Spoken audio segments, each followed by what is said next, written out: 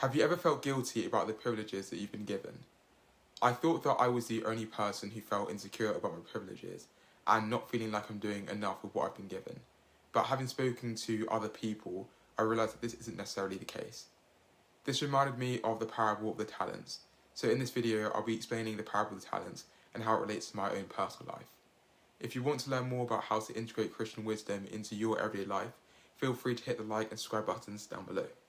In the parable of the talents, a master gave 5 talents to one servant, who put his money to work and gained 5 more talents. He gave 2 talents to another servant, who put his money to work and gained 2 more talents. He gave 1 talent to another servant, who went and hid the master's money.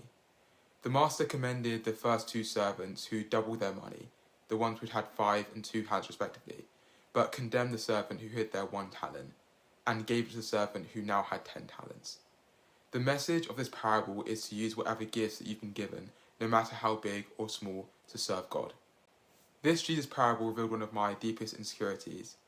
Relating the parable of the talents to my personal life, I definitely feel as though I've been given 5 talents, and if you want to see what I'm talking about, you can watch my video last week. But at the same time, I don't feel as though I'm really multiplying them effectively. I feel as though I'm similar to the wicked servant who had hid some of his talents. So it's just how I've been feeling recently, and I'm trying to think about different ways to actually put this into practice, but don't quite feel like I'm there at the moment. Am I multiplying the talents that Jesus gave me? I think when answering this question, it's really important to look at what it actually means to multiply the talents you've been given.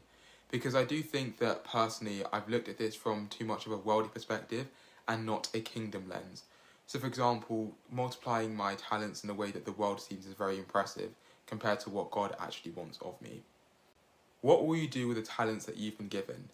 It'd be really interesting to hear from you to see what you think your talents are and how you plan to use them for the kingdom.